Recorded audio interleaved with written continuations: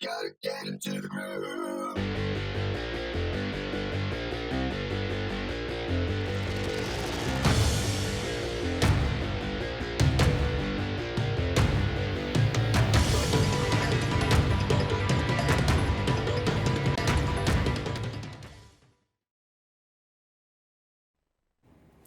Hello and welcome you all. I'm Juhani Eronen from the National Cybersecurity Center in Finland, and I want to welcome you all warmly here to the webinar related to IoT security and cybersecurity requirements.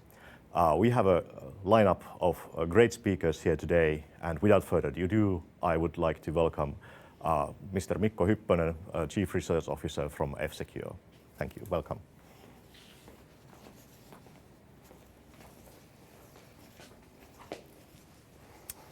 Thank you, Jussi, and thanks to all of you for joining us today. Indeed, my name is Mikko Hyppönen. I am the Chief Research Officer for F-Secure Corporation. F-Secure is one of the largest information security companies out of Europe. And I've been working with information security for 30 years. In fact, the anniversary will be in a week. And 30 years, well, it's a long time, but it's especially long time in technology. I've seen the information security industry change from the small beginnings to the multi-billion-dollar industry it is today. I've seen the enemy change from the happy hackers and teenage boys writing viruses for fun into organized crime gangs that make millions with their ransomware and credit card theft and botnets and other kinds of monetized attacks.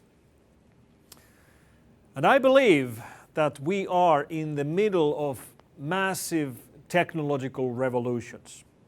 This is what's happening around us right now. Everything is becoming digital, everything is going online. And we can think about the internet revolution as a revolution which has multiple waves.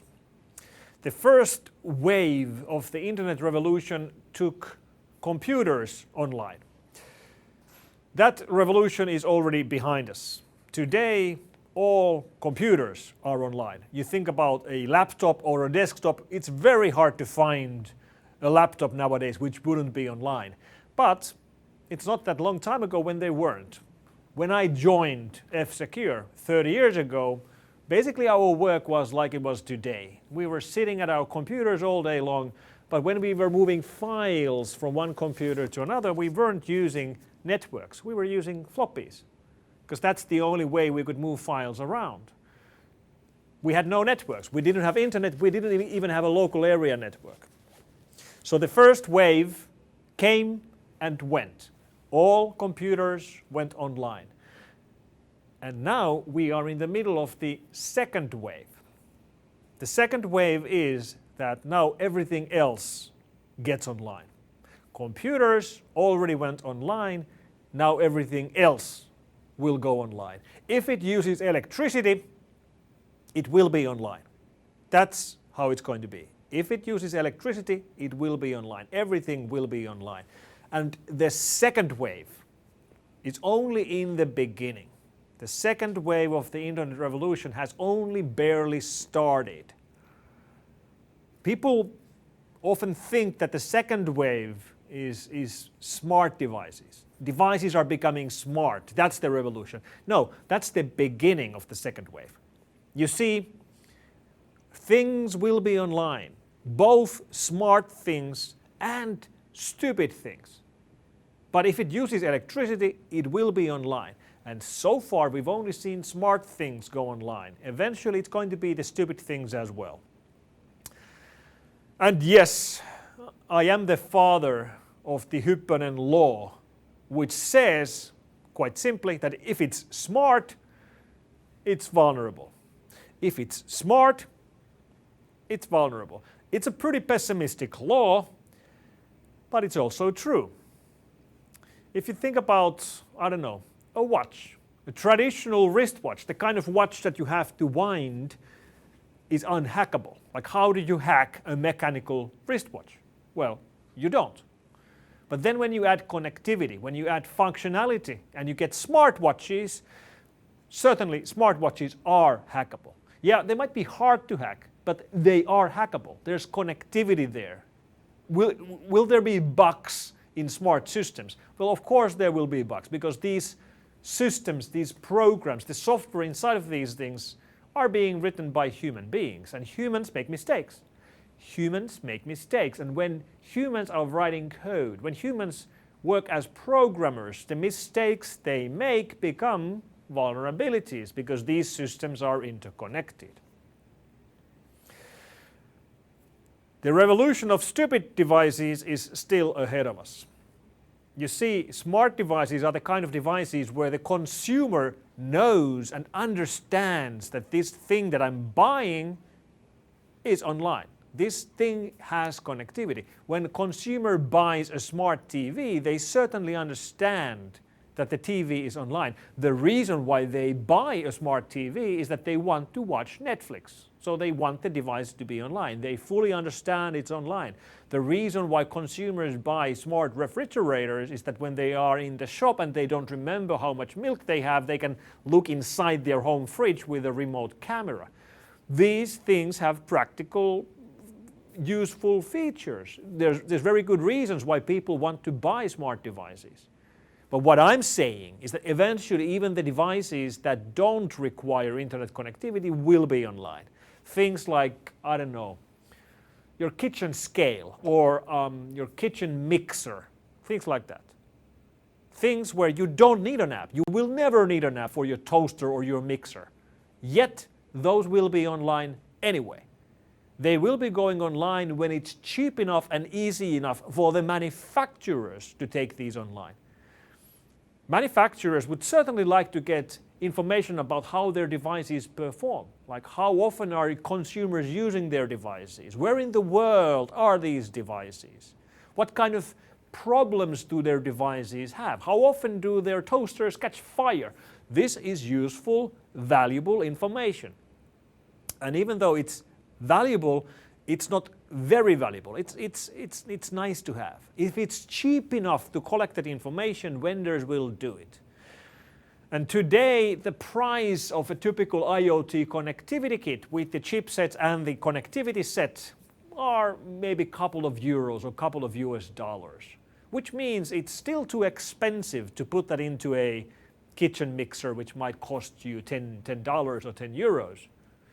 But eventually, the price of those chipsets and the price of those connectivity kits will plummet.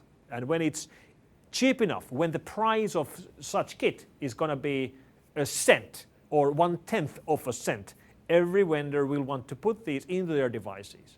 And when that happens, and it will happen, there's no longer a need to tell the consumer that, by the way, this kitchen scale you just bought, it's also online. Because it's not online for the consumer. The consumer has no need to know. It's online for the manufacturer. And it will be online using the kind of connectivity designs where the consumer doesn't even know it's online and can't prevent it from going online. It won't be using Wi-Fi connectivity provided by the consumer themselves. It's going to go online using technologies like 5G or 6G or Sigfox or future versions of Zigbee. There's plenty of these designs or these network designs which will enable these things to be online without any help or configuration from the consumer. And this revolution, the second wave of the internet revolution, is only in the very beginning. So what's the downside of all this connectivity? The benefits, especially the benefits for consumer with smart devices and the benefits for the manufacturers with stupid devices, these are pretty clear. They give benefits like practical features for the consumer and they make money for the vendors. Well, the downside is the Hyppönen law. When we add connectivity, we end up with vulnerable devices, with hackable devices. And criminals will find ways of making money with hackable devices, whether it's just building massively large botnets out of devices which can then be used to launch denial of service attacks, or using these devices as vectors to gain access to systems where they really want to go. These attacks are not theory, they are practical, and we are seeing some of the largest and most powerful denial of service botnets today being built from devices which are not traditional computers. And the challenge to manufacturers is that if they take the time and put the effort and invest the money into more secure devices, these features are not the kind of features that the consumer is looking for. When the consumer goes looking for a new washing machine or a new fridge, the number one feature they're looking for is price.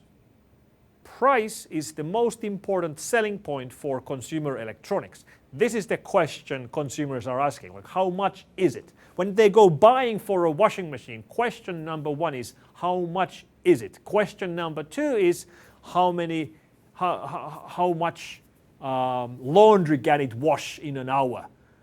Question number three is what's the color?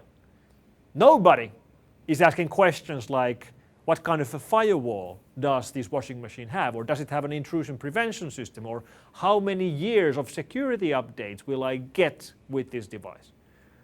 These are the kind of questions that don't come into consumers' minds at all. And from the manufacturer's point of view, this is a huge problem because this creates an environment where the vendors who care, the vendors who actually invest in security, who do secure design, who audit their systems, who provide the patches, they spend money into creating a more secure device, which means it is going to be more expensive. And if the most important selling point is price, consumers will go for the less secure product because it is cheaper. This is a very real problem. And this is why cybersecurity labels for IoT devices can make such a difference. Now, I'm not saying that consumers will automatically opt for a product which has a label given by some kind of a certification body. What I am saying is that it will make consumers think about it. Asbestos, the lethal ingredient in construction material, was invented in 1950s and became the norm by the 1960s because asbestos was very cheap and it had great properties. And already by 1970s we became aware of the health aspects of asbestos. But before asbestos was made illegal, before it was banned, some products were starting to advertise that our paint is asbestos free or our wall design material is asbestos free. And that alone was enough. Like when consumers were shopping for paint and they were looking at different paints and they were comparing prices, they would see that some of the paints were advertising that they were asbestos free. And that alone made consumers think that, holy, interesting, asbestos, what's that? Okay, it's something dangerous. Maybe I should check if the thing that I'm buying doesn't contain this dangerous material inside of it. And this is the same effect we can get with cybersecurity labels. It makes consumer think. Consumer will consider security if security aspects come to the consumer's mind at all during the selection process.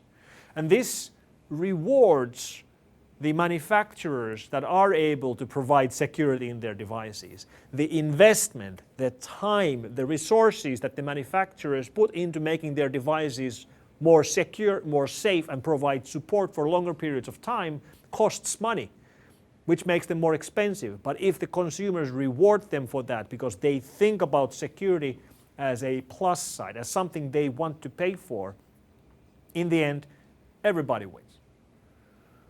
And it's important that these products will get the patches and support for a very long time. These things, all these things around us are becoming computers. They need support, they need patches.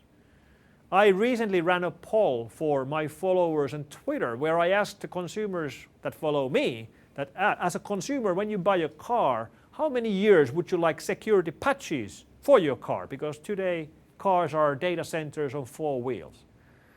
And the consensus was that people would like to get security patches for their new cars for 25 years. 25 years. Today, when you buy a computer or you buy an operating system, nobody supports or sends patches for more than a couple of years. Microsoft might support their operating system for 10 years. 25 years, well, there's a very real challenge for us all. We are in the middle of the second wave of the internet revolution. If it uses electricity, it will be online. And we can hope that when all these things are online, they will also be secure. Thank you very much.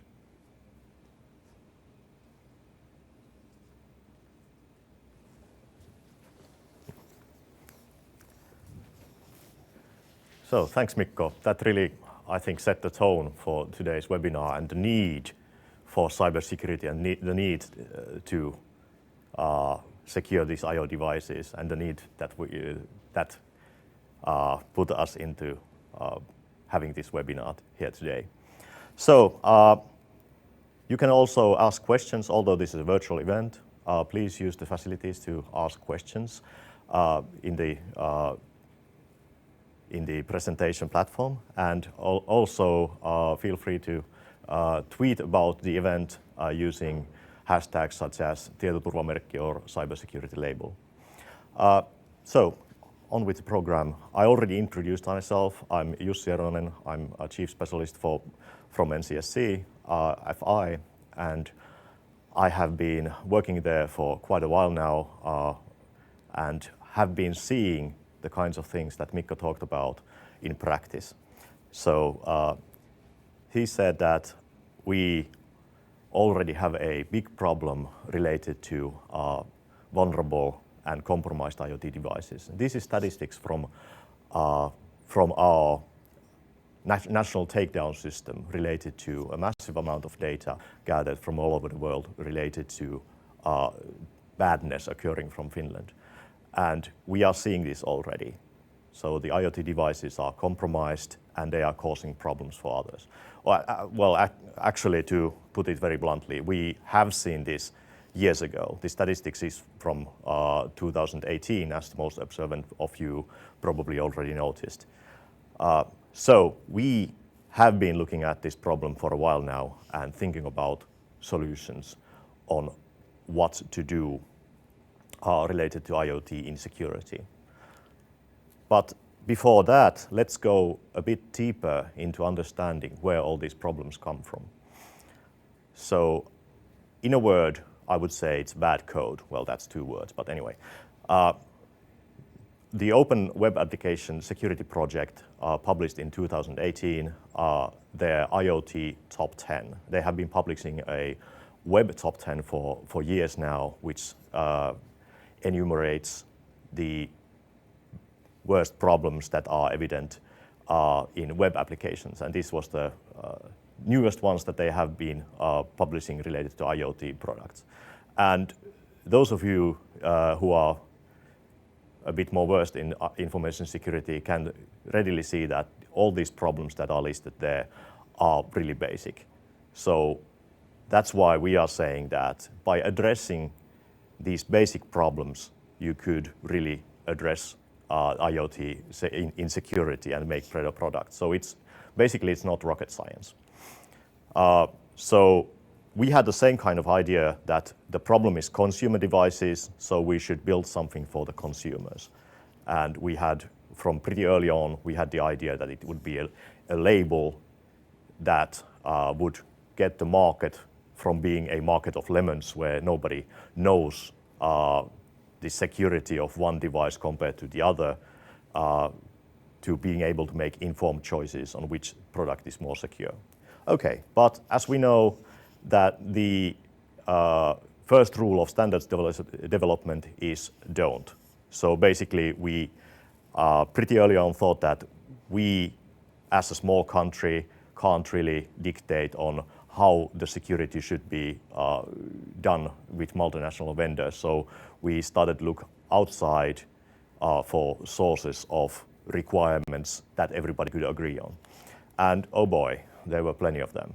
This is from the UK IoT security mapping project, which, if I remember correctly, currently lists 77 IoT sources of IoT requirements with over 1,100 standards. So there is a great number of rulers to use, and we needed to select the right one. And from this list, we thought that the ETSI standard, which happened to come about roughly at the same time as we were thinking about having an IoT security label, the technical standard came out in 2018 or early 2019, and we were able to jump on board that as it progressed towards being a European standard that it's now. Okay, so basically that was the selection of the standard, but still with the label you need to answer some more questions. So basically now we know on what is considered secure, where the requirements are coming from, but the ETSI EN standard has 37 mandatory requirements and 31 optional requirements. Should we want to have all of these requirements fulfilled in order to have a label, or a portion of them, the mandatory requirements, subset of the requirements? Do we want independent verification of the requirements? Do we rely that the manufacturer themselves proclaim that they have checked their products? What burden of proof does this carry? Do we want industry participate, and do we want industry forums to do the testing for us? Do we want to do it ourselves? Those kind of questions needed to be answered. And the road that we've taken has a lot to do with both avoiding draconian requirements that security people are often accused of. So basically, we don't want to ask for too much and in return get nothing. As Mikko mentioned in the presentation, with consumers, price is a really big factor. So we wanted to have the minimum set of requirements that would have the maximum effect against the threats that we are seeing and against the bad programming practices that are really causing the compromises that we are seeing today. So on this slide, there is an emphasis on the kinds of requirements we selected. We have 18 handpicked requirements, which we feel address the threat and help the consumer so that it's even a bit future-proof. So it's not just addressing the threats of yesterday and the threats of today, but might have a shot at addressing the threats of tomorrow. We do require independent testing because the surveys we did with vendors, with consumers, with testers, all indicated that in order to gain trust for the label, you need to have independent verification. So we have a scheme where initially we tested everything ourselves, but we are transferring to our system where we have inspection bodies that do the testing and we do the quality control. And the consumers need to have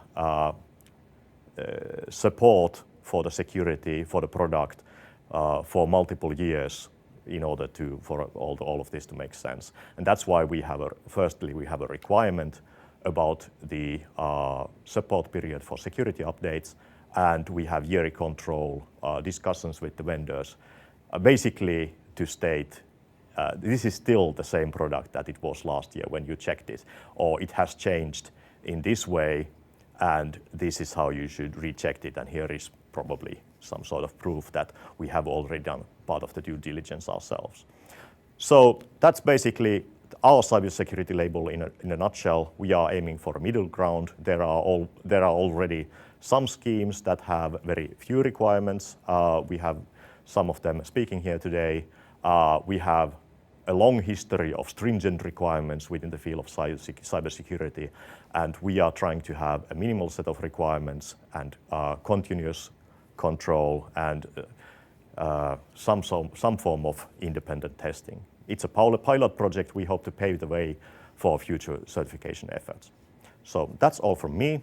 And next up in the program, we have Kirsty Payne, who is the cybersecurity standards researcher from our UK counterpart, the NCSC UK.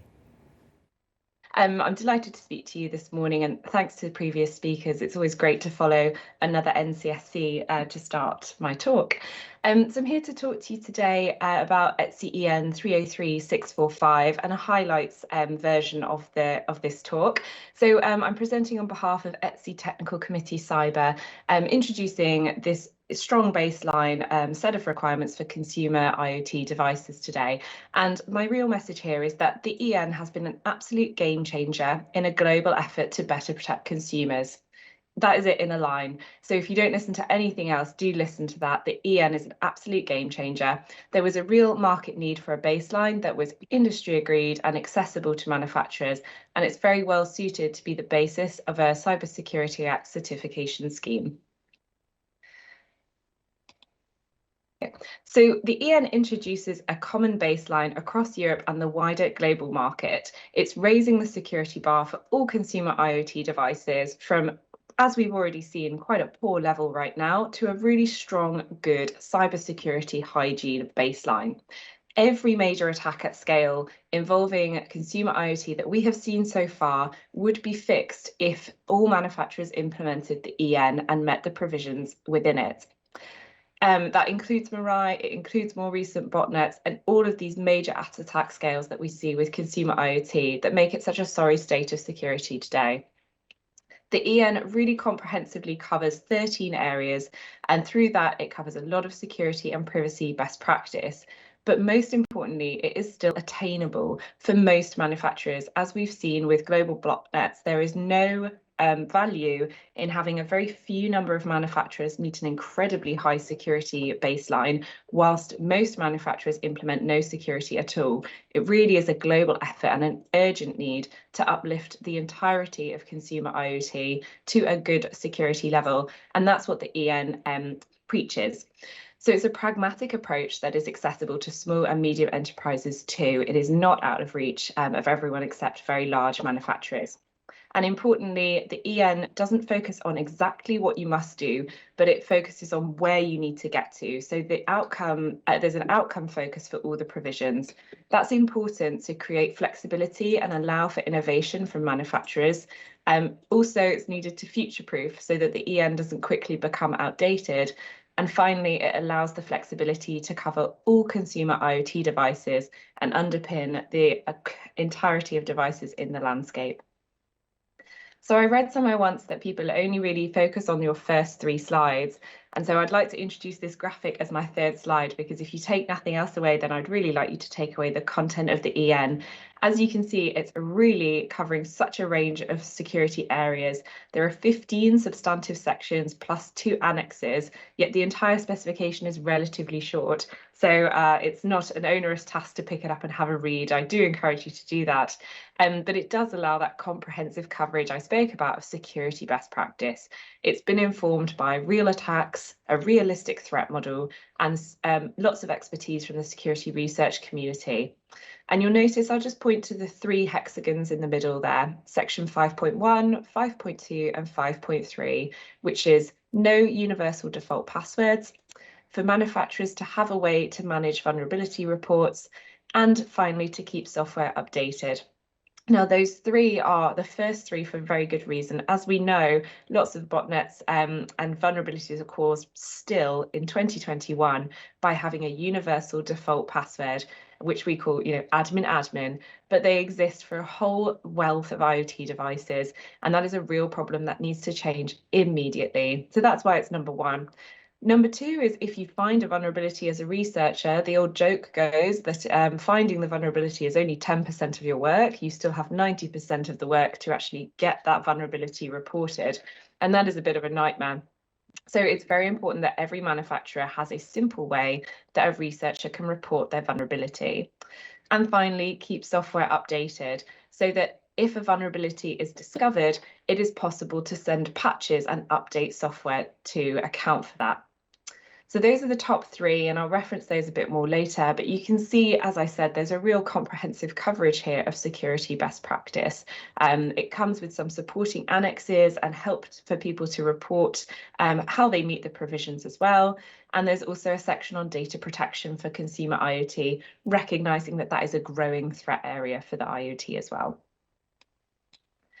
So I want to take you through the EN's history and development and where it's ended up today.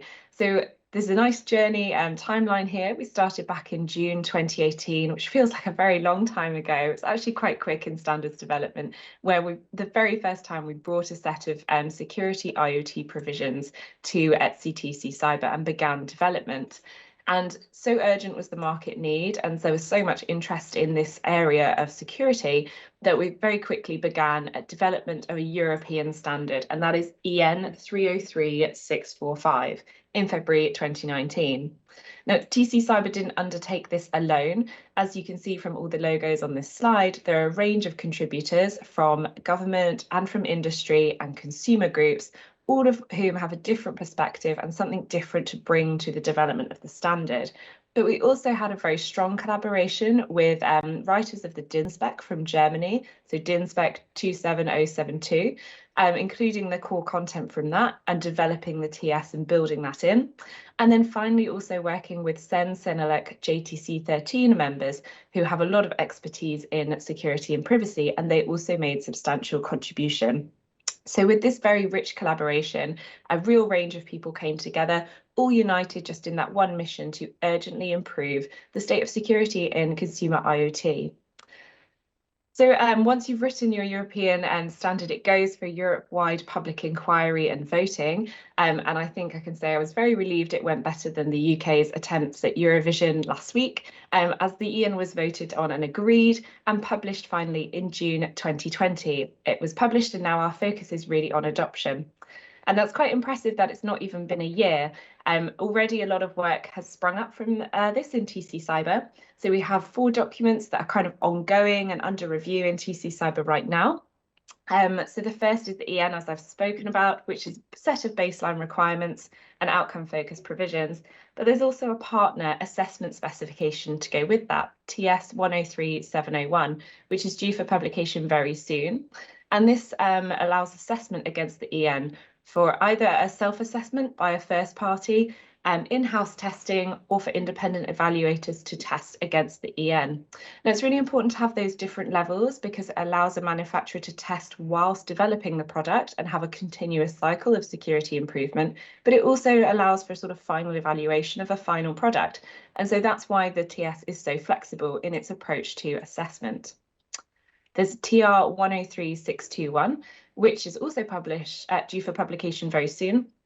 And that is an implementation guidance set of examples and use cases that allow a manufacturer to meet the EN provisions. So it's not exhaustive to allow for innovation and flexibility, but it does provide some common examples of how you might meet the EN.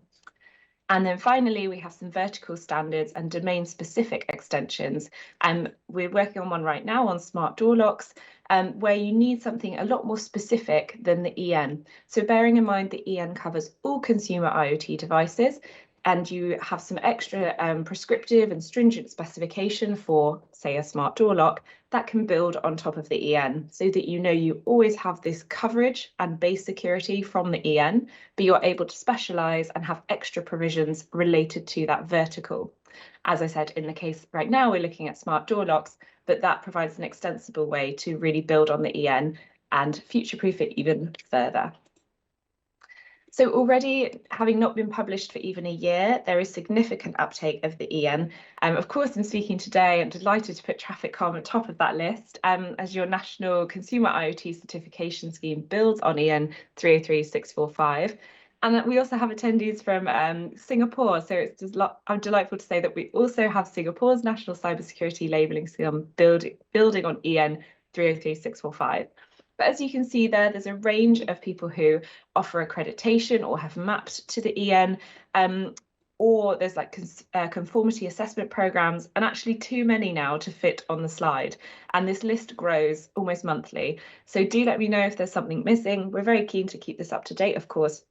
But I think it really shows that in such a quick, short amount of time, the EN's really been picked up by a range of people across the globe. And that just speaks to the industry need and the urgency of this problem that we've already seen significant uptake, and it shows no signs of slowing. So there really is a wealth and a buzz around the EN, which is fantastic to see.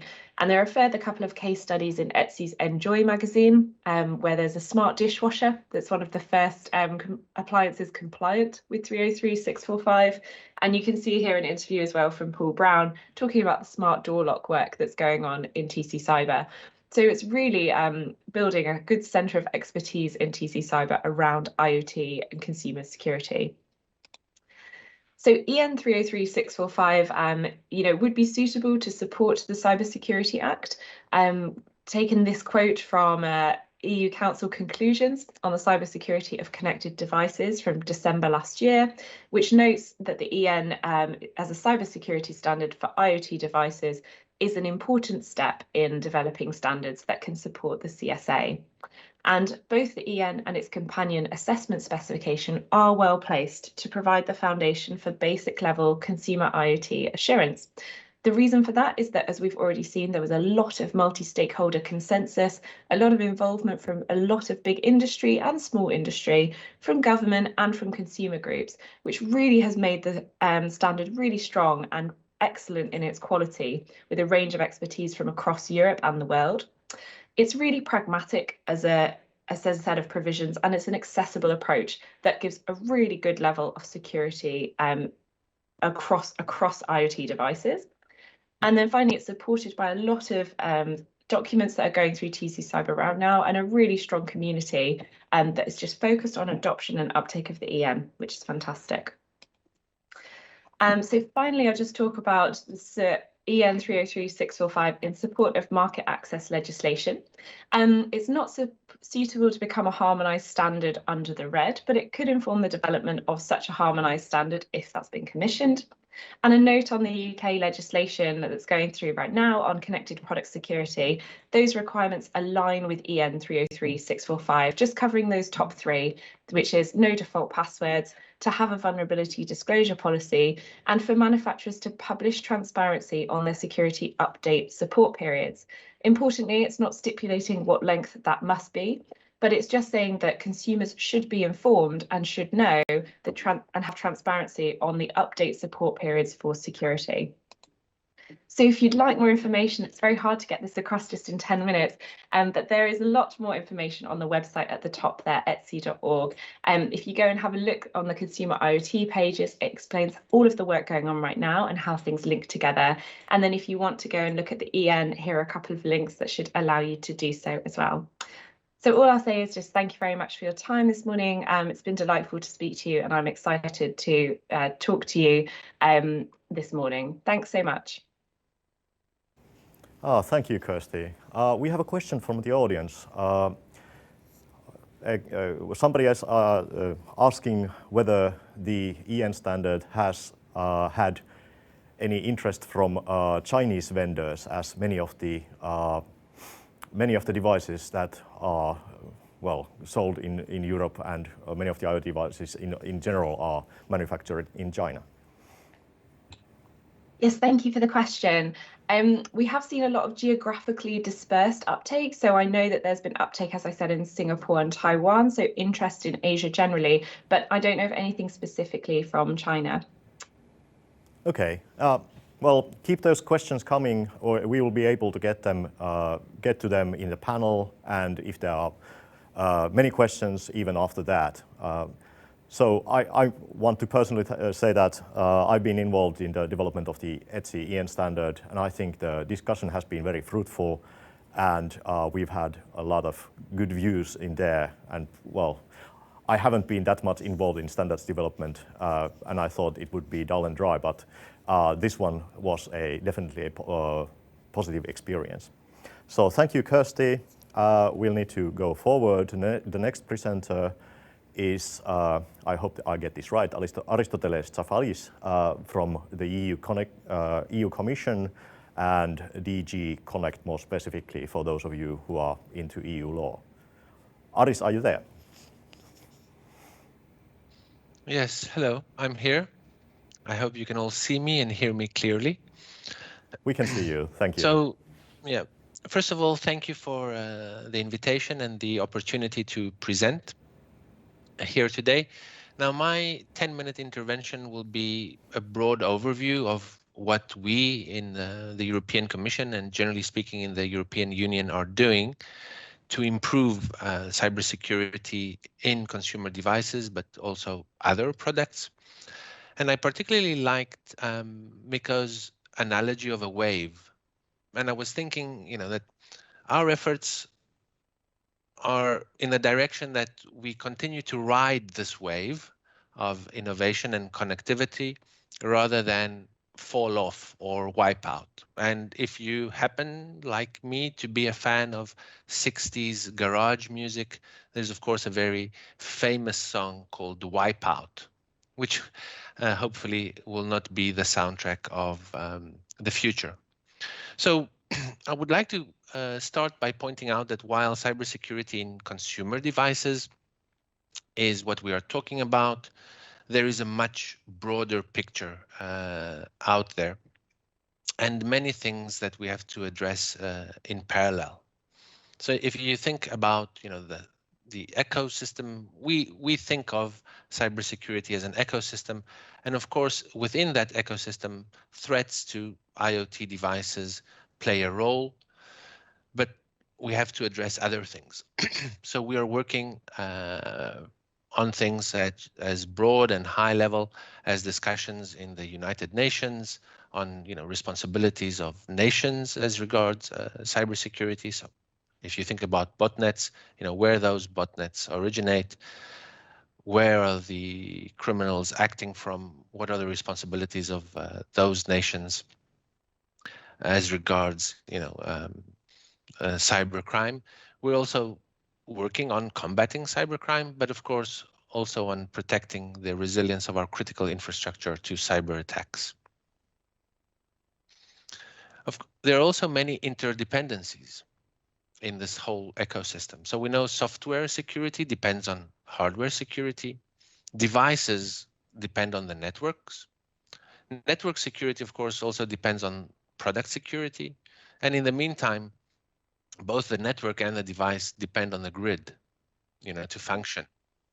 And I haven't even mentioned, of course, supply chains. So it's a complex ecosystem, and we need to work on everything in parallel, since if we just fix IoT devices, it won't be enough. We have to improve across the board and in parallel. And finally, cybersecurity, as we say, is a shared responsibility. And we believe that no individual stakeholder, whether it's a public or private organization, a company or a country, can go at this alone. And we have to work together. And I'm particularly happy to see our colleagues from the UK and also from Singapore here with us today. Now, the title of my talk is Carrots and Sticks, a European approach to improving IoT cybersecurity. And I will start with the carrots, with the incentives. Unfortunately, I have to admit we have less carrots and more sticks. But in any case, what I can say is for at least the last 15 years, the European Commission has been consistently funding research and development programs to improve cybersecurity across the board, and also for what we call today IoT. Now, in the upcoming funding programs that will run over the next 7 years, the EU is providing its biggest ever support for cybersecurity research and development. And we're also supporting for the first time the deployment of mature technologies to improve our defenses against cybersecurity threats. Now, unfortunately, the work programs of our instruments, Horizon Europe and Digital Europe program, have not yet been published, so I cannot go into details. But what I can tell you is that there will be direct support for research, but also capacity building to foster improvement in how companies can securely design their products, but also improve their verification, testing, and certification capabilities. And there will be a specific targeted action to help SMEs access, testing, verification, and certification capabilities. And that's it on the carrots, and now I will go to the sticks. Now, Mikko was mentioning this evolution, from over the years and how he sees things. And we have to note that many regulatory interventions are event-driven. So while certain risks may be widely known and for quite some time, we often tolerate those risks because the benefits outweigh the actual risks. And sometimes it takes an event or a series of events to change that balance, to change the equation and drive, let's say, regulatory action. In the case of the EU, but I suppose elsewhere in other countries as well, when it comes to IoT, that first event perhaps was the Mirai botnet in 2016 and was followed by a series of reports from European consumer organizations highlighting the many vulnerabilities in consumer products. And of course, who can forget the cute but infamous Kyla doll, which was discovered to be particularly vulnerable back in 2017. So in hindsight, it may appear that regulators like myself are always running a bit late, but of course there are reasons why governments or regulators take some time to step in and do not immediately, once a problem is identified, act or intervene in the market. But in any case, we are here now at a point in time where there seems to be a general consensus that things need to change.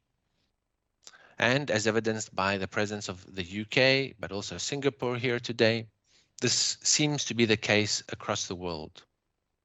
And not only in the UK and Singapore, but also in Japan, Brazil, and just a couple of weeks ago in the recent cybersecurity executive order in the US, amongst the various measures, there's also the announcement of 2 new IoT pilot label programs. So it seems that the whole world has arrived at the conclusion that something needs to be done to improve cybersecurity in IoT. Now, at the European Union, we started working on this in 2017, and we worked on it in 2 directions. First was the Radio Equipment Directive that Kirsty also mentioned, and second, the Cybersecurity Act and the European Cybersecurity Certification Framework. Now, the Radio Equipment Directive is a product legislation, so it creates mandatory requirements that products need to comply with before they're placed on the market, while cybersecurity certification in the Cybersecurity Act is a voluntary system which creates schemes that vendors can use to highlight the fact that they meet security requirements and that consumers or other procurers can make informed buying decisions. However, we are going to move a bit beyond that. So there are certain limitations in the Radio Equipment Directive because it was not written as a cybersecurity product regulation.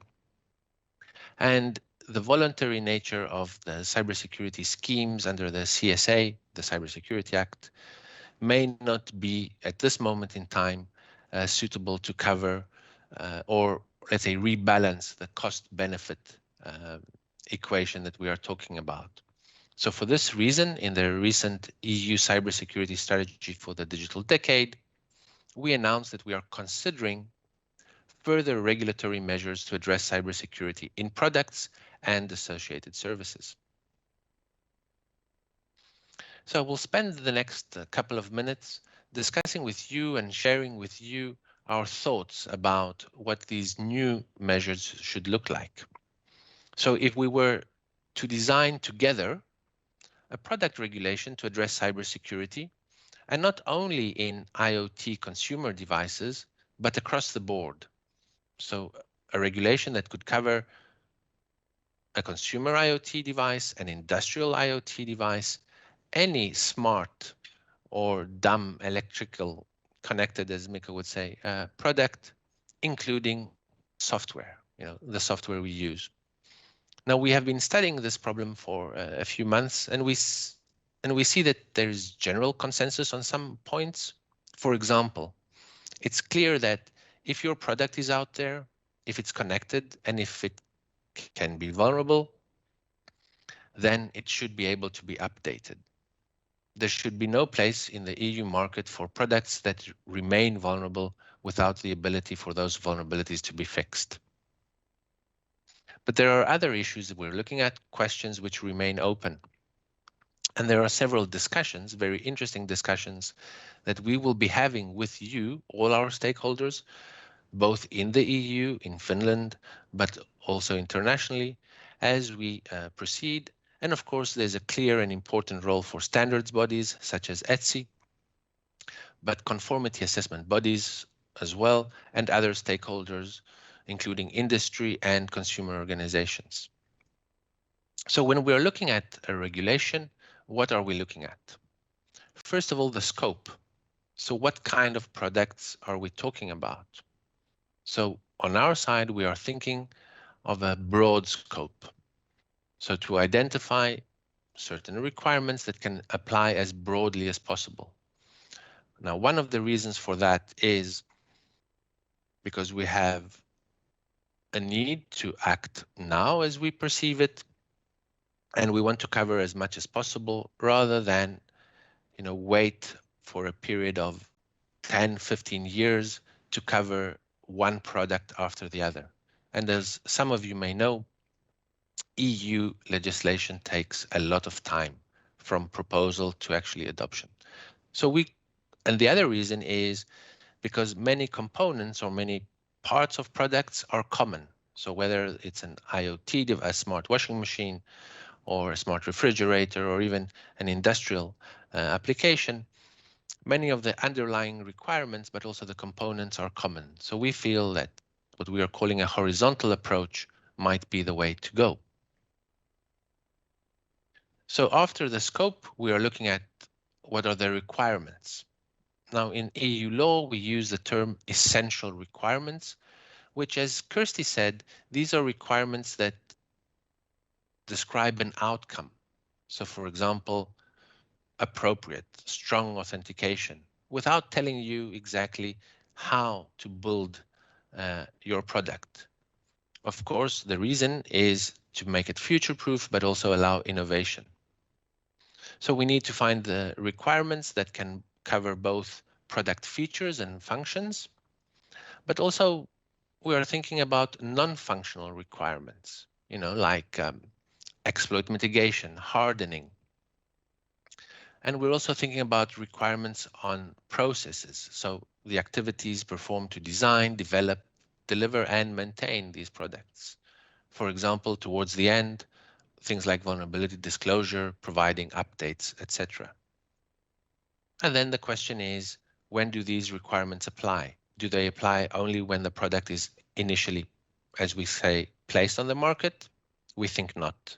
We think that cybersecurity should be a requirement throughout the whole life cycle of a product. So from placement to market, but also throughout its intended use.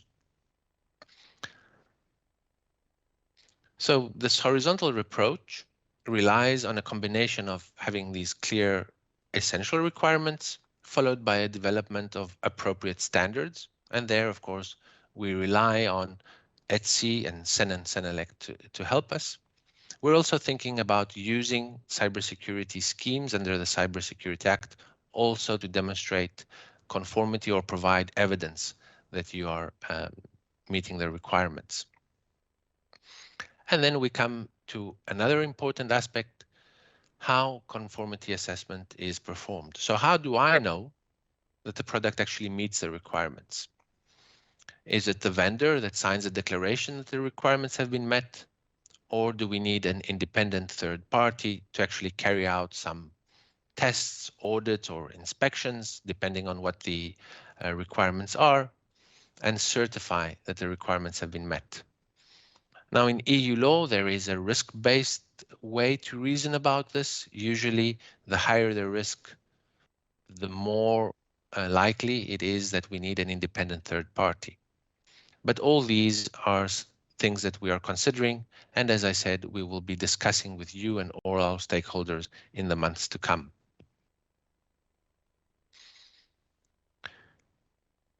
Now, I think I have arrived at the end of my presentation, but I would like to provide a recap. So the Union provides support in resources to help companies improve the way they produce products. We started with a voluntary approach to cybersecurity certification and in parallel a regulation. And I think following the trend and seeing that things, rather than getting better, may seem to be getting worse, we are moving towards a regulatory intervention for IoT, but also other products out there. And of course, the reason for this is that to ensure that we keep riding these constant waves of innovations rather than fall off and wiping out. Thank you, Jussi. Back to you. Thanks, Aris. I would have a lot to ask from you, but it will have to wait for the panel as we need to move on with the program. And next up we have Henry Tan, who is a Senior Assistant Director at Cybersecurity Certification Center in Singapore and one of the providers of cybersecurity labels for IoT products. So take it away, Henry. Thank you for the introduction. So hello everybody, good morning or good afternoon, depending on where you are. I'm Henry from the Cybersecurity Agency of Singapore. And it is my pleasure today to be here, despite virtually, to share with you on the Cybersecurity Labeling Scheme Singapore experience. For the benefit of some of the audience who may not be aware of the scheme, so I'll just quickly give a brief introduction on the scheme. We launched that since October 2020 last year, so we are about slightly more than 6 months since the launch. And the scheme is basically comprising of 4 level label. So label for level 1 and level 2 is basically based on self-declaration by the manufacturers. While for level 3 and level 4, it includes also third-party independent testing. So level 1 is basically based on tier 1 assessment, is basically based on security baseline requirement that we leverage on the EN 303645. Tier 2 is based on life cycle requirements, which we look into also the development process, supply chain. On level 3, we do a bit more on the binary analysis based on the firmware itself and also inclusive of any mobile companion app. And at level 4, that's where the lab will also leverage on their expertise to perform additional penetration testing. So some unique properties of our scheme in that sense is very cost effective. It's a combination of both self-declaration and also independent testing that caters to different needs of both the consumer and manufacturers and based on their risk appetite as well.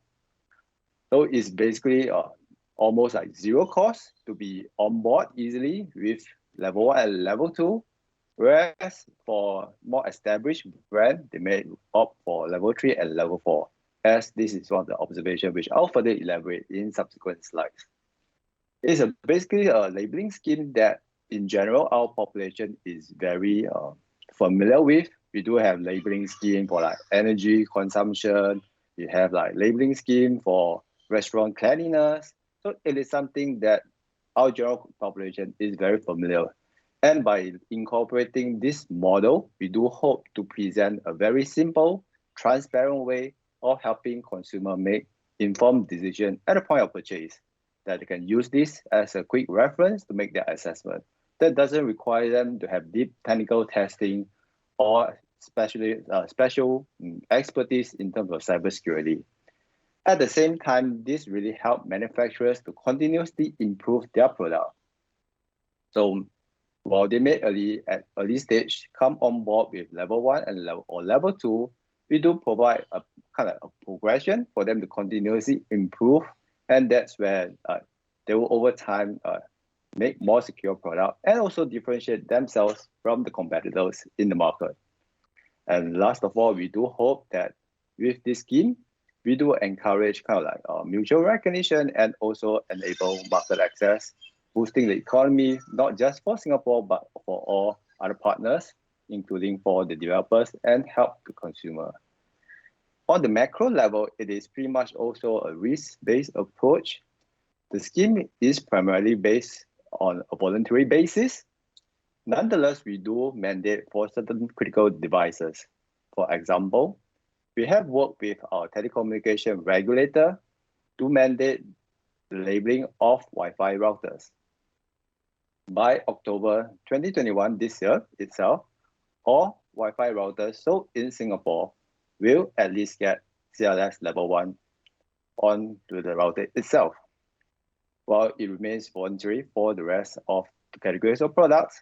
And over time, we will work with the respective regulator to determine what constitutes critical enough to have it mandated by law.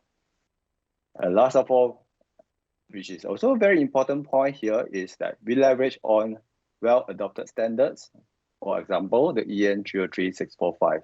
And I think that really provides the fundamental agreement and alignment to facilitate future mutual recognition itself. More information is available on our website, or you can always scan the QR code over there. All right, so I just probably wait for a couple of minutes, or not a couple of minutes, or rather a couple of seconds for you to scan the QR code if you need to. Otherwise, you can always Google that. All right, so going to the next part of my sharing. So we'll talk about some numbers and figures. And on the screen itself, you also have a glimpse of how the label will look like. So this label will be affixed onto the product and or the packaging of the product itself and made visible for the consumer. So the consumer can basically use this label to make any informed decision that they might. It is still a fairly young scheme, as I explained earlier. We are just slightly more than half a year old in terms of the scheme, and we have received about more than 70 applications to date, and the numbers keep increasing over there as well. So this number is based on 21st May, which is pretty much last week. Currently, we do have about 22 labeled devices or products, with more than 40 still being processed. And I'll explain again why we are still processing at not the ideal speed yet. We do have 8 products which unfortunately couldn't meet the requirements and they eventually had to withdraw or have been rejected itself. Some glimpse of some of these products that we have. So we are glad today that already we can see labeled products both in physical store as well as on online platform. So on this slide, I would especially like to point out also on the Philips Hue, which we'll hear from Barbara shortly on her presentation. So Philips Hue itself is also labeled both in Singapore and also as well as in Finland. And that is something that we will probably also need to discuss a bit more in terms of how to remove all these duplicated testing and requirements from the various nations. On the right, I would also like to point to you on that we do have a level 4 labeled device, and that's basically our national contact tracing device to help with the COVID-19 situation itself. So in a way, having a level 4 labeled device for contact tracing gives confidence and assurance to the citizen carrying this device, and they are more willing to carry so. In a way that helps with contact tracing, but at the same time, it also helps promoting the label to gain further awareness of this label itself. Another kind of perspective, today, most of the applications are actually coming in at level 1. We do have a fair bit of level 2 and only a little bit of level 4 itself. Again, I will explain that observation in the coming slide. So as of now, basically just a quick information that majority of the products, devices, applications that are coming in today is still level 1, which is still very good in a sense. By already going through level 1, we will have prevented met the 3 basic requirements in terms of having no uniform default password, having a vulnerability disclosure program, and also keeping the software timely updated. yet another kind of perspective on the type of product categories that we have received. We started the scheme focusing only on Wi-Fi routers and smart home hub. So it's not surprising to see that the numbers are pretty much higher in comparison to the rest. But as we further receive a lot of queries, a lot of interest from manufacturers, we decided to open up the labeling scheme to all product categories. And that's where we start to see applications from a wide range of product categories applying to our scheme itself. And notably, I think in this slide itself, we see that there are a lot of smart switches, lighting, sensors that's coming in. We are gradually seeing more application in terms of IP cameras, which is also a very huge concern from the national perspective. That includes deal with the user's privacy. But we do also get some unique kind of application inclusive of robot cleaner, as we also read in the news how they could be hacked as well. So these are just a glimpse, and we are expecting more of this application. And over time, more product categories will be coming in for the scheme as well. Next, just more on the geographical part of view. So again, I think it is not surprising to see that most of the application today still originated either in Singapore or our neighboring countries in the Asia part of the house. So we do have quite a number of applications coming in from other parts of Asia, like for example, Vietnam. We do have some application coming from China, which I think that was one of the earlier questions that's asked by the audience. We have a fair bit coming from Taiwan itself, which is also a strong manufacturer of IoT products, and let's say especially routers. We have some application coming from Japan, several applications also originating from Europe and also in the US. And I believe that there might gradually be also more application coming from the US, given the recent executive order as well.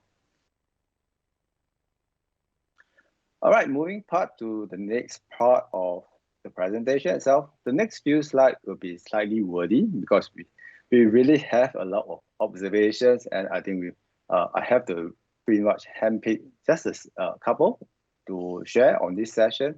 But we are happy to talk with anyone who is interested to kind of have a sharing of our perspective in that sense.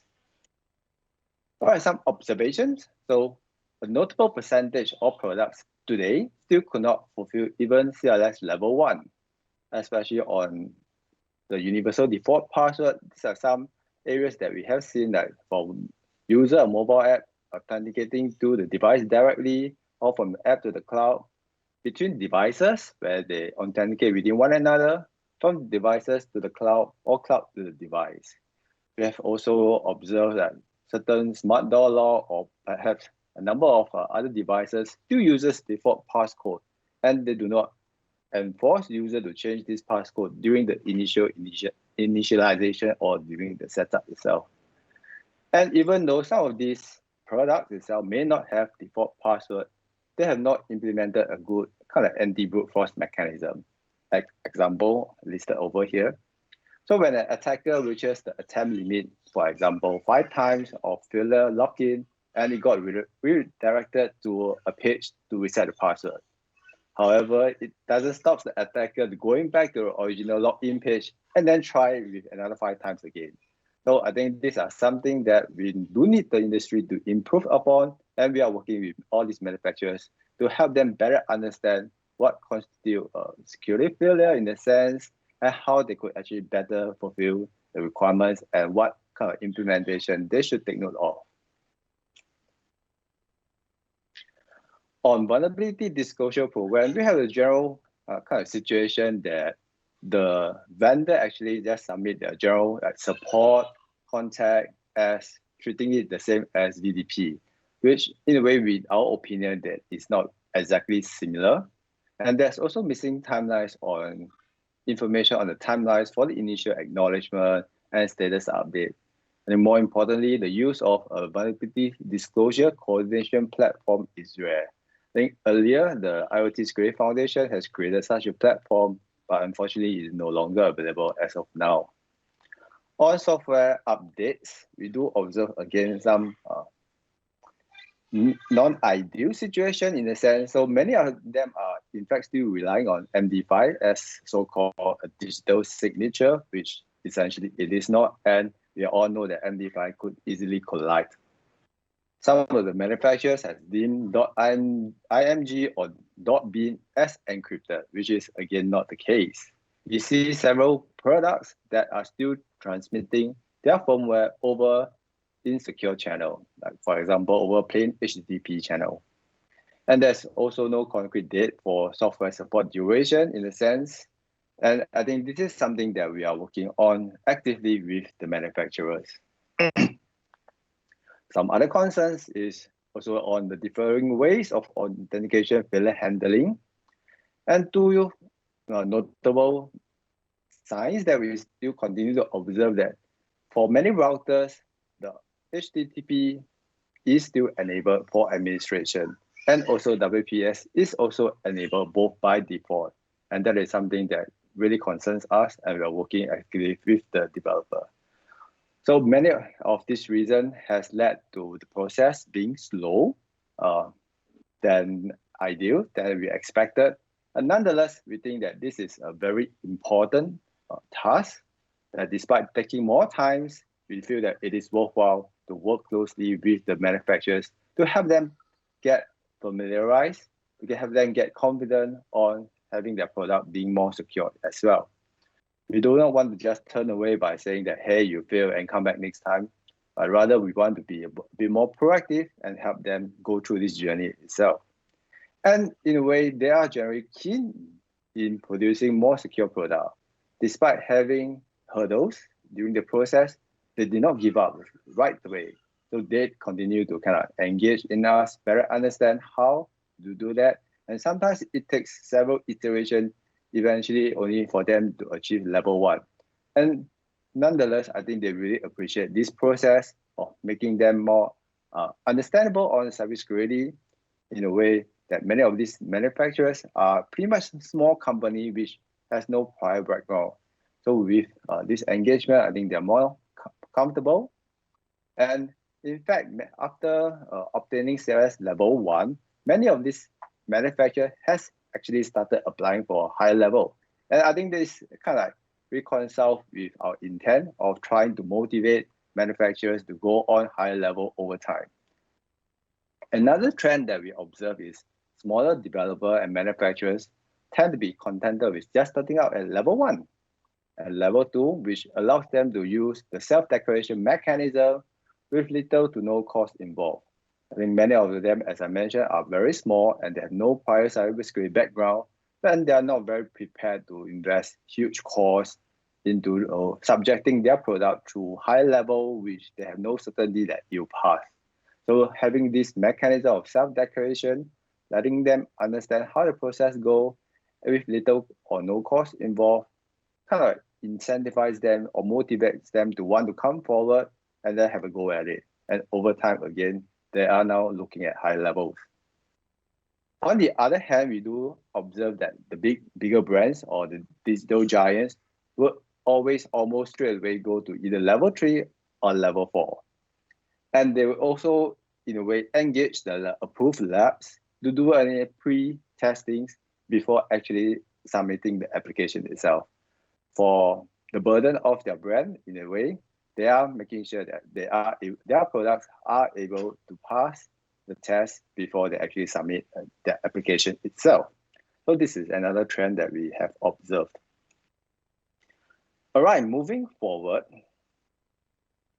as more and more nations launch the scheme, there is a potential risk of fragmentation, especially if the different schemes requires kind of have a different requirements, and the different scheme has a different way of assessing the security of the product. And I think it is very important to avoid this fragmentation because in a way that for the developer, it means that incurring additional costs, additional delay in the access to market. And by having such delay, it means that the security issues continue to persist today, as we see now, and the consumer will have a lack of choices in the sense that they will not be able, even if they wish to get more secure product, there is no means of getting them. I think it's very important to therefore at least agree on the security requirements for IoT. For example, by way of adopting standards that is kind of recognized by multiple nations. One good example is, of course, the EN 33645. Moving onward, it is also very important that nations should strive towards mutual recognition itself for the following reasons.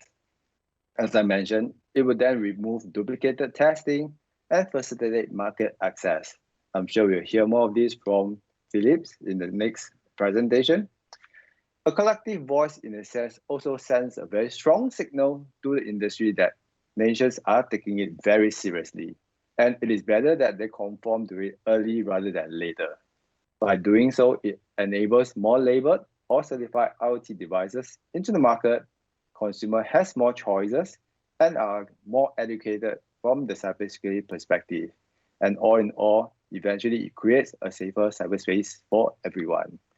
And with that, I would like to come to the end of my presentation, and I'm happy to take any questions in the panel later. Back to you, UC. Thank you. Thanks a lot, Henry. I especially like the point on the last slide that we need to avoid the fragmentation and get everybody on board in order to have a safe cyber environment for everybody, as we know that the attacks on the internet know no boundaries. So let's get back to the questions on the panel, but next up is Barbara Osterfeld, who is Application Security Manager at Signify. So please go ahead. Hi, Jesse. Thank you. Good morning and good afternoon to everyone. And I'd like to talk to you about the importance of cybersecurity when marketing global consumer brands. First, let me introduce myself. Barbara Osterfeld. All the S's behind my name stand for security certifications. And I'm responsible for product security requirements and certification within Signify, also known as Philips Lighting, where I have been working since January 2018. And I'm also a cyber mom, so I'm coaching young women in cybersecurity as a hobby. And if you want more information on me, you can find me on LinkedIn. So as said, Signify, it's the world leader in lighting, and our products are in 3 key areas: light sources, which are lamps or light bulbs, luminaires, and connected systems and services, also called IoT. And we are a global manufacturer with 37,000 people globally, so that's a lot. Our offers are professional lighting products, systems and services, consumer products, and important here is the smart home lighting systems like Wiz and Hue. Our first product, Wiz Connected, is our Bluetooth connected smart lighting for the home. And I'm going to talk to you a bit more about Philips Hue, which is the wireless lighting system for home and garden. The Hue includes a bridge, a mobile app, LED lights, LED strips, sensors, switches, sync box for entertainment, and ambi light. And it works with both Zigbee and Bluetooth for communication between the devices. Now, our Wiz and Hue products are sold globally in over 150 countries and 5 continents, which is important to remember later on. When we look at the vulnerabilities of Hue, we had in 2017 the Weizmann Institute research or Hue, and they found one older version of the Hue lamps that there was a way to misuse them. This has now been fixed, of course. But one of the attacks involved infecting the lamp with malicious software or malware to take over control.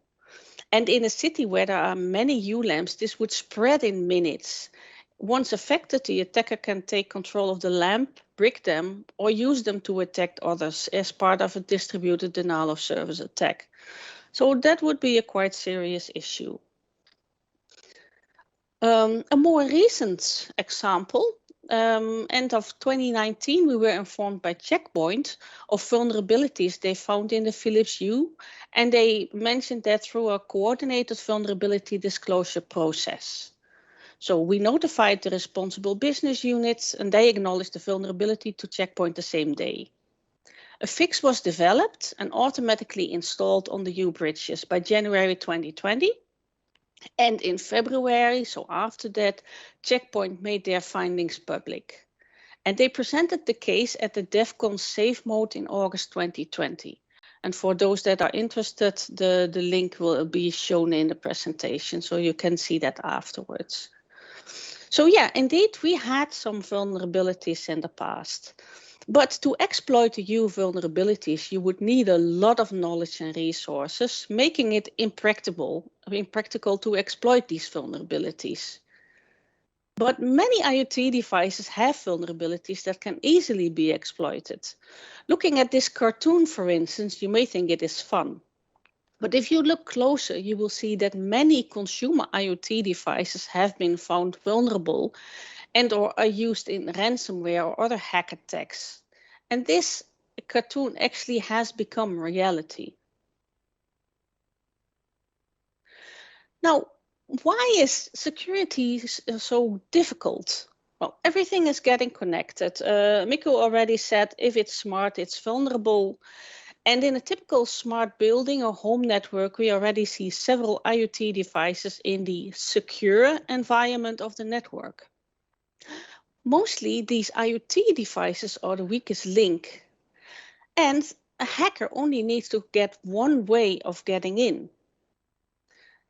If we would look at the setup of a U bridge is connected by wire to the home router.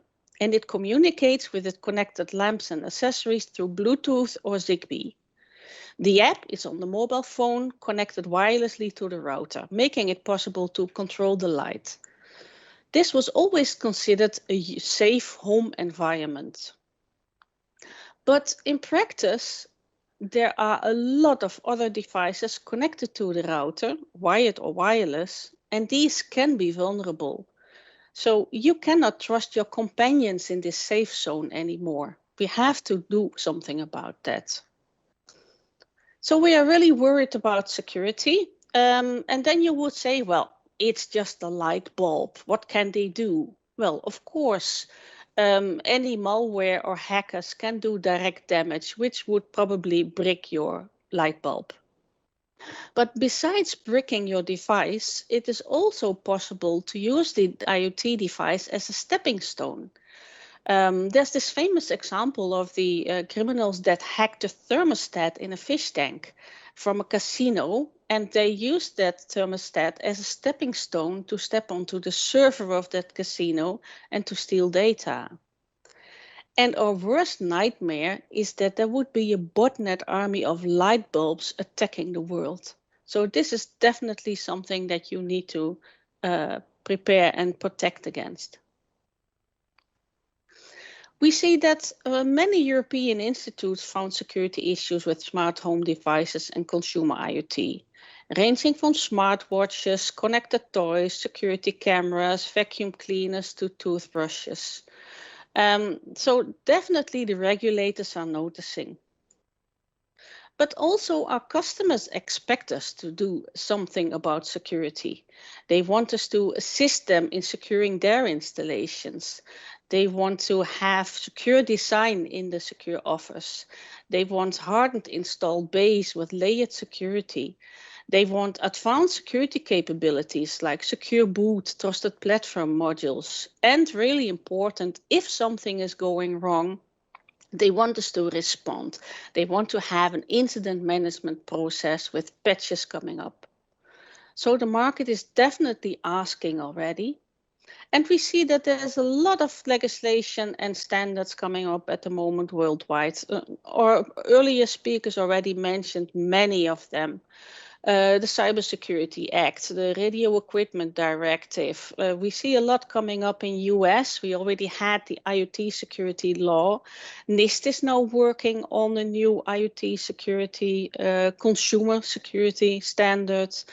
The Design Light Consortium, which is of course important for smart lighting, already have a lot of technical requirements on security.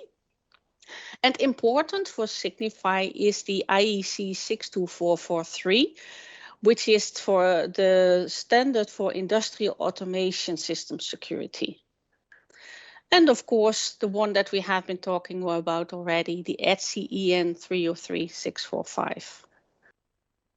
So if we will look into what we are doing within Signify, you see that our professional products are already certified on the IEC 62443 requirements.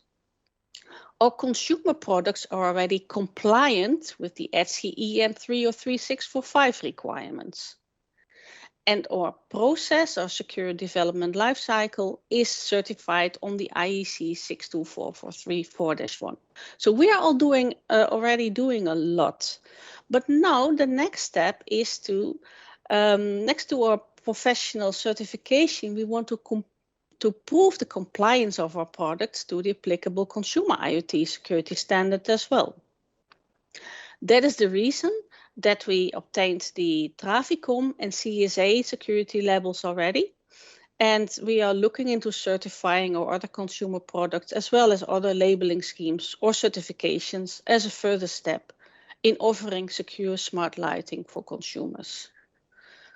But then our big question is, which one? Because you already heard Kirsti talk about the many different organizations that are applying the ETSI norm. And we saw already Traficom, CSA, but there are many more that are using that, which is of course really good that there are so many choices, but there's a lot of differences in between them as well. If we look at the requirements in the ETSI norm, for instance, within Signify, we say that everything that's mandatory in ETSI is also mandatory for Signify products. So that is 32 requirements. Traficom only selects 17 of those, so that's less. For the Singapore Cybersecurity Label, as said, we have the level 1 just to check it out and see what is happening there, which is 13 requirements. But if we go up, we can go to 32 requirements on level 4. In the US, we see that UL is actually leading in consumer IoT security certification. And they have 5 levels that they work with, ranging from 11 requirements on the lowest level to 44 requirements on the highest level. So you see that there's a lot of different things that are required. And already Henry Tan said that we should put a label on our product, which is an excellent idea, of course. Customers can see whether this product is secure. But with all of these different labels, it's only a light bulb. How many can we fit on there? At one moment, we would probably be covering the lamp itself if we are going to add more labels. So we need one global set of requirements. We need a global certification and legislation on consumer IoT security for global manufacturers to be able to comply, certify without duplicate testing, without different requirements coming from different countries. And that way we can show our customers that, yes, we are secure. You should buy our product. Well, I hope I made up some time that we were missing. If there are any questions, I would be happy to answer them.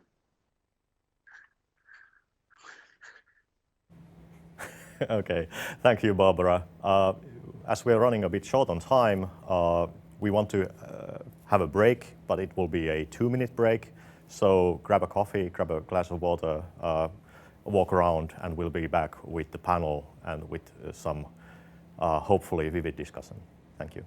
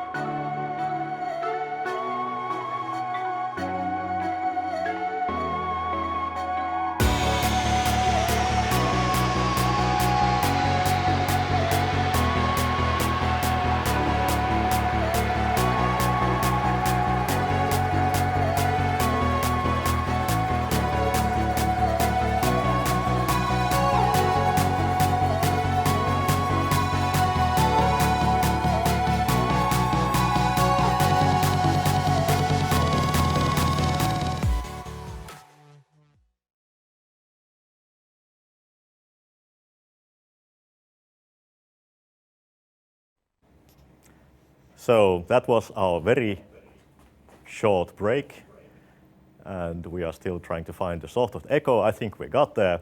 So on the questions, I don't think we have many from the audience, but if you feel up to it, please ask questions and we'll include them in the program.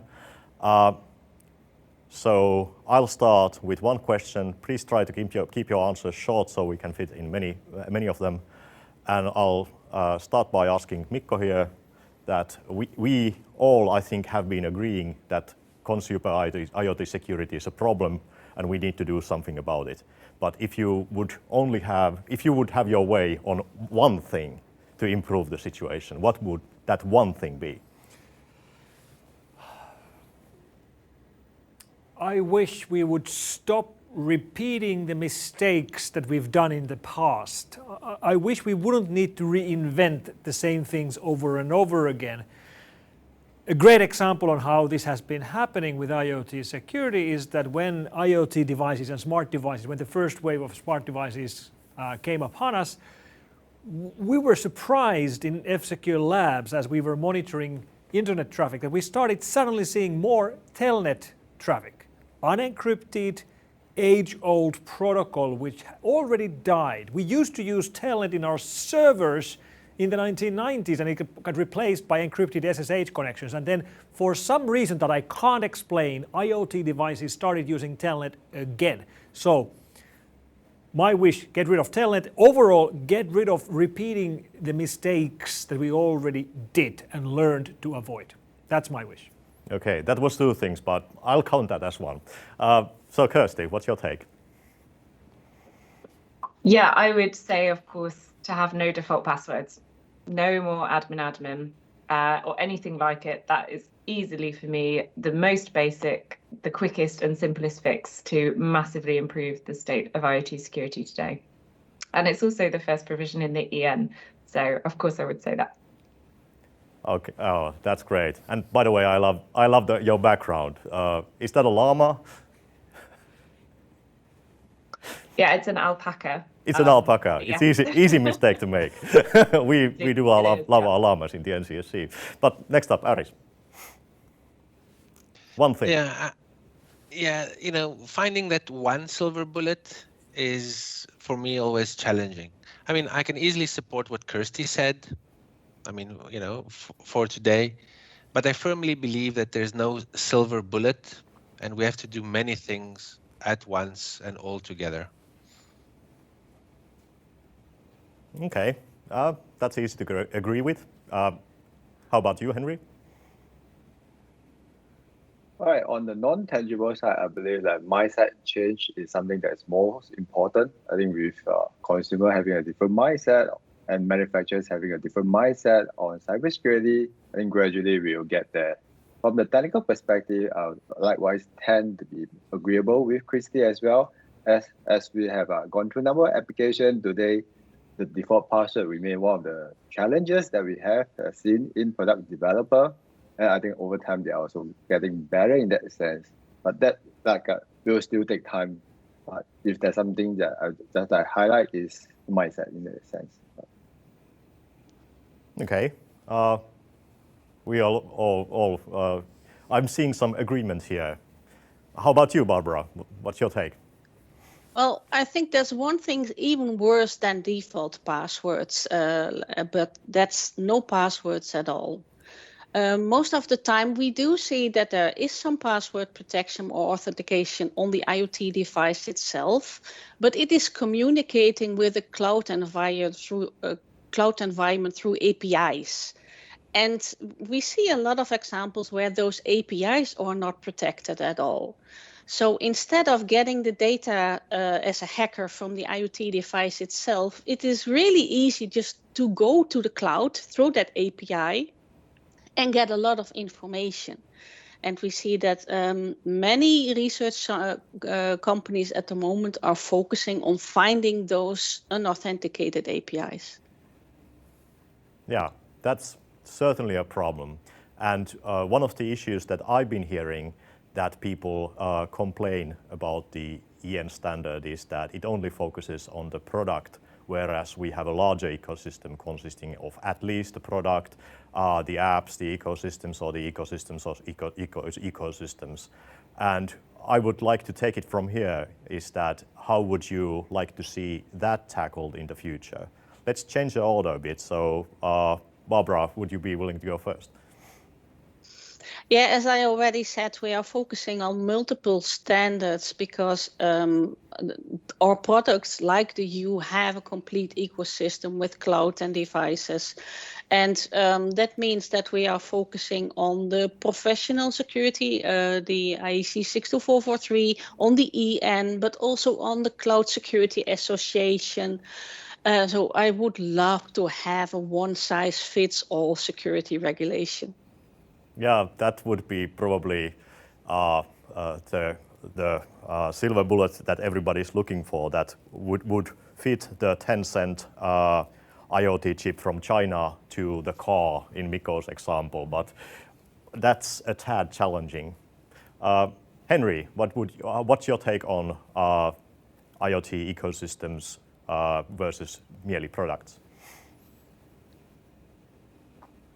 I think there are a few aspects, I think, from the manufacturers as over time in the past, like let's say likewise in software developer, in the beginning where they're all about creating software that meets the functionality, maturity has over time increases.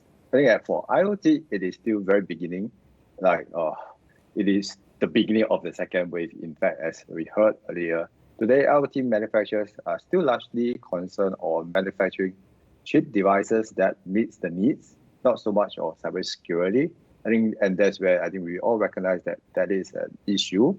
And we are now, in a way, building this ecosystem and educating them to be more conscious about cybersecurity.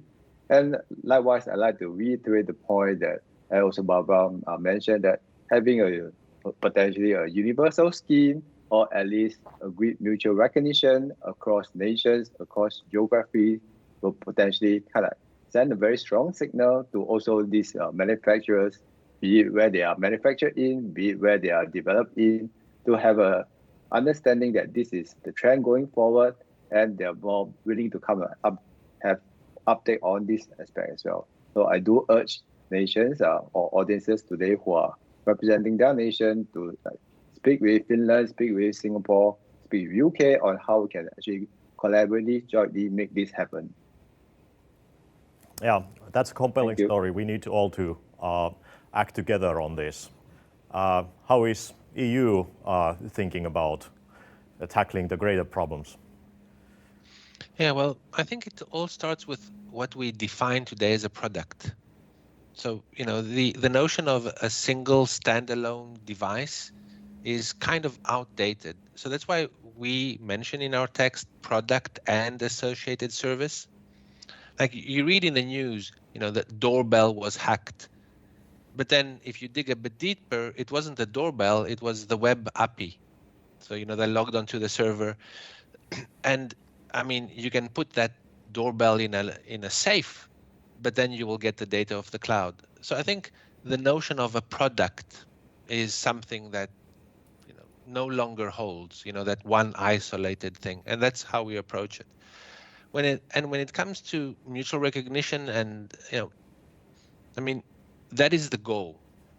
It's, I think, a bit more complicated than the average person would consider, and probably, a theme or a subject of plenty of webinars in itself, what mutual recognition.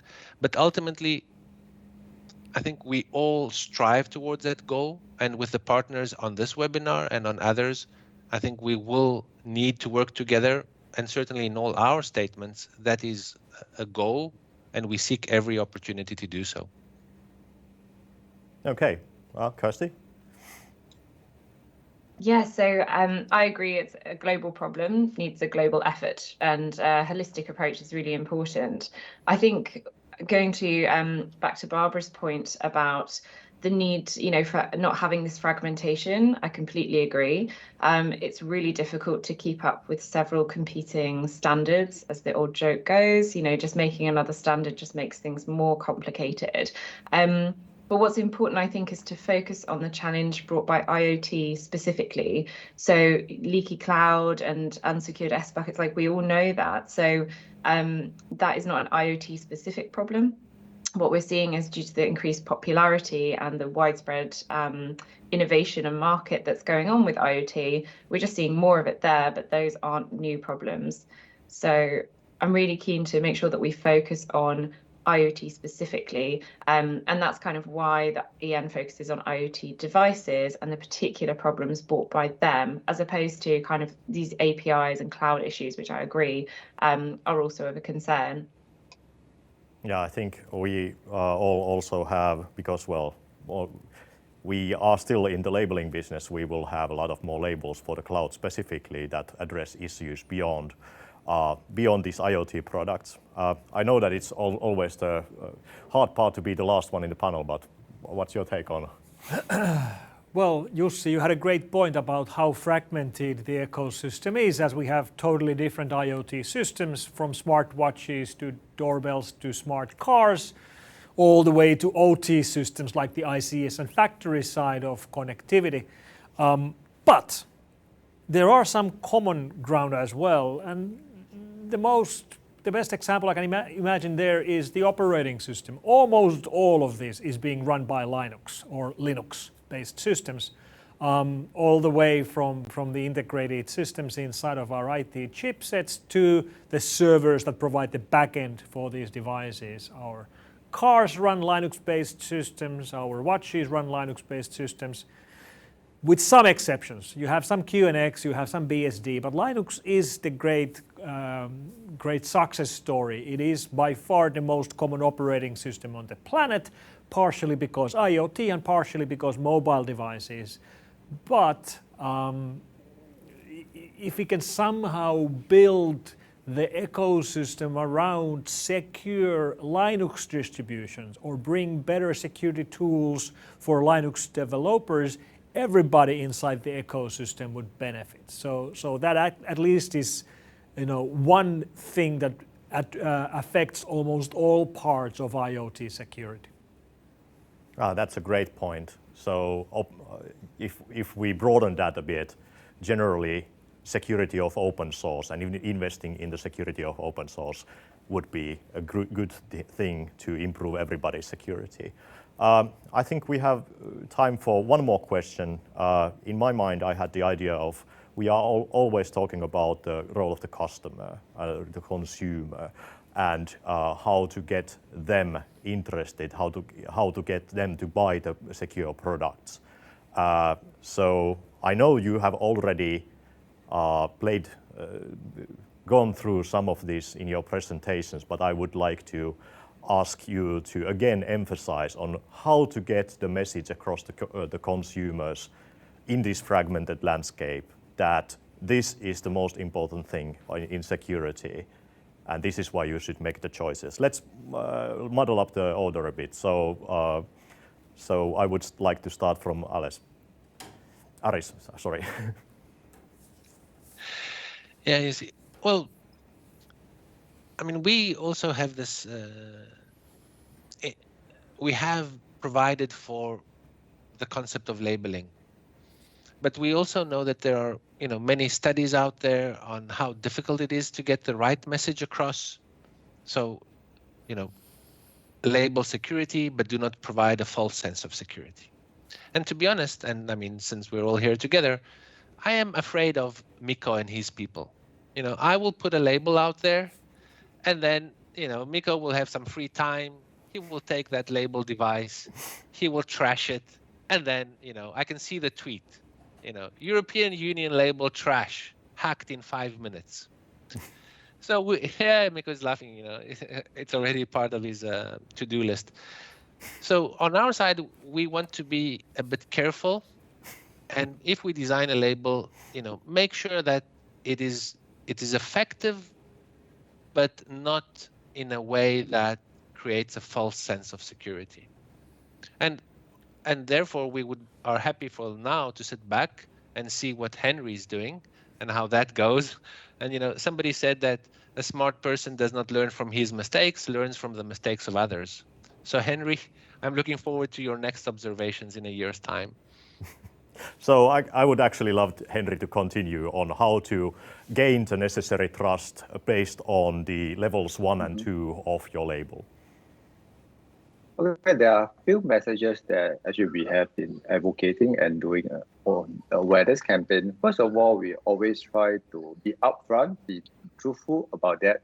A labeled device doesn't mean it is unhackable.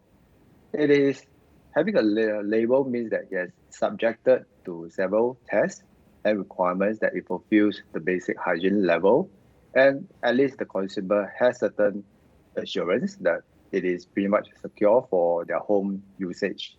So, and we do have to also be mindful that attacker will always wanted to do that. But again, there's also cost on the attacker's point of view. There are today still many unlabeled product or uncertified product, which is so much easier to hack. For them to hack into a labeled product may potentially means it's greater effort and there might be no outcome as well. So of course, other than security researchers like F-Secure who might just want to do it in their free time, we do have to understand from the mindset of, in a way, an attacker that they want to compromise as many devices as possible and reap the benefit of it. Spending effort on devices that has already been tested may not be well worth the effort in that sense. So I think that is one. And also by relying on the fundamental 3 principles of SC 303645, we are saying that yes, it is okay in a way to have products that eventually has vulnerability, but that's where the vulnerability disclosure programs comes in, so that the manufacturer has an opportunity to rectify it. And again, with the other principle of timely update, quickly patches that in that sense. And we do, in a way, have a built-in mechanism for our labeling scheme that in the event that it is really some sort of fundamental problem that could not be patched, we do reserve the ability to, in a way, revoke the label and communicate that to the benefit to the consumer as well. So on the consumer awareness campaign itself, we are also doing quite a fair bit on that. I mean, we do a lot of social media publicity. At the same time, we have actually brought this message into the schools as well. So as we have learned from our previous experience, like for example, like in the recycling initiative, we found that by going to the school, communicating that to the young students, be in the high school, they kind of like then bring this message back to educate their parents instead. And it appears to be more effective for their children to educate the parents rather than we trying to reach out to the parents. And also as these younger children in time grow up, they are becoming the next generation of spender who is more tech savvy, who will be more cybersecurity savvy as well, and take a bit more conscious on in terms of cybersecurity, privacy in comparison to perhaps the elderly. So that is some experience that we have and some of the initiative on awareness campaign that we are also working on. I hope that answers your questions. Yeah, I like that approach. I think that we've seen ourselves that we end up preaching to the choir much more often than we would like to. So when we talk about security, we talk about it to the kinds of people that already know about security. So maybe we should take a leaf from your book and start talking to more to the children, so they might bring it up towards their parents. That's an excellent thing. Mikko, what kind of role do you see that hackers could play in this? Usually it's all the hype about the black hoodies and leather gloves, but how could they, in your view, have a positive effect on this? Well, one of the solutions we have at our hands are the good hackers. The hackers that break things in order to improve the security of those things. And I was recently speaking about at an ITU event about security of machine learning and especially how machine learning could be used for bad. And the example I used there is that whenever I bring up the topic of machine learning being used in malware, it's like talking about crash tests. We crash cars in order to improve the security of those cars. And yes, that means that we're going to crash a lot of cars, but those car crashes are okay. Those car crashes shouldn't count in the same pool as car crashes on our roads. Yes, they are car crashes, but they are the good kind of car crashes. Same thing applies here. When good hackers break into system, that helps us all. And I am a big fan of bug bounties. Bug bounties give an incentive for hackers to do the right thing. And I'm especially happy about bug bounties because I visit a lot of universities and speak a lot to young people. You know, the kind of young people who have learned a thing or two and are really itching to break into somewhere. And it's great because now I can tell them that, yeah, excellent.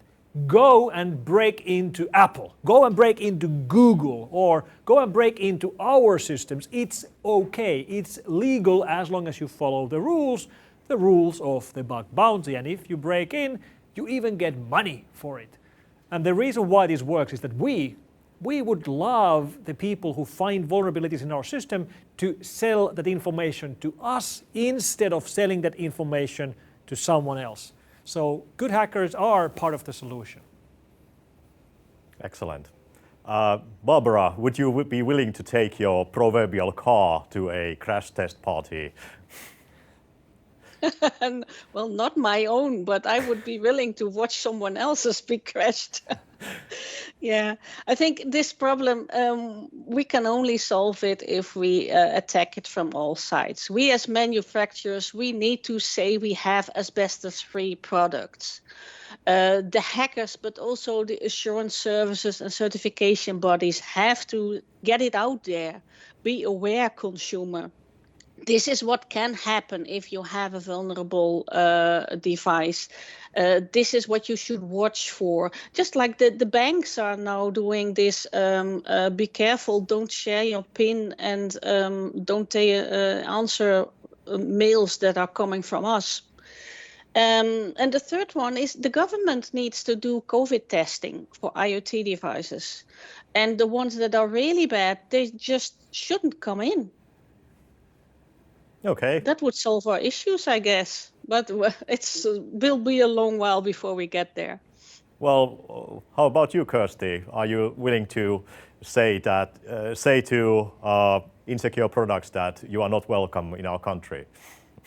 Yes, absolutely. I mean, I just agree with a lot of the comments that have gone before, particularly the point about not labeling security researchers as kind of out to get you. I think they should be welcomed and their research is valuable. I'd also like to go back to the point of it taking 5 minutes to hack an IoT device. I'd love to see it take that long. I'd love the security bar to be raised to such a point that it's not simply admin and you're in. So actually, that's quite aspirational for me. And labeling schemes really help. I think they're raising the bar. We don't want consumers to be expert. They shouldn't have to be. And going to Barbara's point, to just have that option not available to buy would be a really big step forward to insist on a minimum level of security to be sold. That's what the UK regulation is aiming to do. To get access to the market, you need to meet a very basic level. And then we need to make sure that it's clear to consumers what the benefit is that they're getting from perhaps a device that costs slightly more but has much better security. So we need to make it accessible so that consumers don't need to know what a Mirai botnet is or any botnet.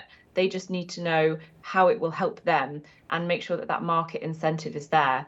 So I think for me, I would really like to see what we can take from what has already been learned from Singapore's scheme and how we can get others to adopt similar schemes to really raise the bar to get access to the market.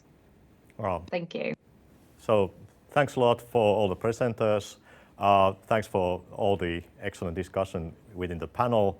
And I think it's good to conclude that we need more awareness, which will mean we will be arranging more events like this to make sure that the message reaches out to everybody. And I hope we'll see in events like this in the future. And thanks for all the watchers for listening in. So I think that's all from the webinar, and therefore I conclude it like magic wave.